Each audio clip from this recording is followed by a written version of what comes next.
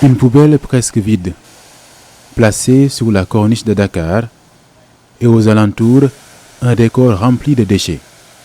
Certains coincés entre les rochers, d'autres flottent en mer, et en face, un public à la fois observateur et pourvoyeur de plastique. Un décor hideux des côtes de la capitale sénégalaise que tentent de freiner depuis des années des militants de l'environnement. Sur ces images, ils sensibilisent le gérant d'un restaurant sur l'urgence du péril plastique et à travers l'initiative Mon Restaurant Zéro Déchet.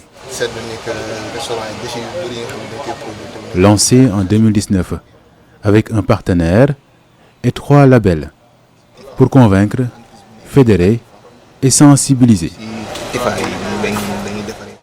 Donc en termes d'impact environnemental, ce qu'on essaie de faire, c'est de mesurer les déchets qu'on a réussi à éliminer grâce à la mise en place des solutions alternatives. Et aujourd'hui, on en est à plus de 106 000 pailles jetables évitées chaque année, plus de 46 000 bouteilles plastiques et plus de 32 000 capsules de café. Donc au final, on se rend compte que peut-être à l'échelle d'un restaurant, ça peut sembler peu, mais quand on a plus de 60 restaurants qui agissent ensemble, ça représente un impact environnemental considérable. Illustration avec Ali Diagne, gérant d'un restaurant qui est tombé sous le charme de l'initiative grâce à un aîné engagé dans ce domaine qui a ouvert ses portes au projet pilote. Le jeune habitant de Yoff a décroché en 3 mois seulement 3 labels contre le plastique, les pailles jetables et les capsules de café. Je me suis lancé dans ce combat parce que je travaille à la plage et mon activité est à la plage. Donc on est les premiers affectés en termes de pollution. Donc on devrait être les premières personnes à combattre les plastiques et les déchets. C'est ça qui nous a motivés à pouvoir rentrer dans Zéro Déchet. Au-delà de Ali Diagne, par la sensibilisation et via la plateforme, l'initiative a accueilli d'autres personnes engagées.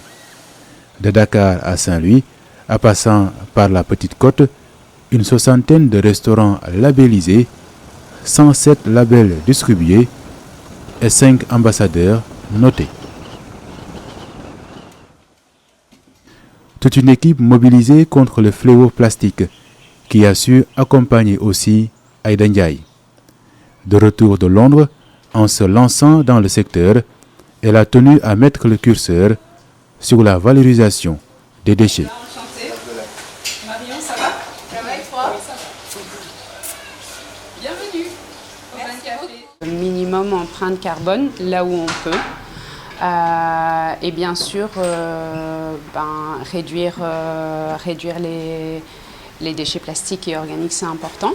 Maintenant, d'un point de vue économique et en tant que chef, ce que moi je trouve intéressant, super intéressant, justement déjà de travailler avec ces ingrédients locaux, les travailler d'une autre manière.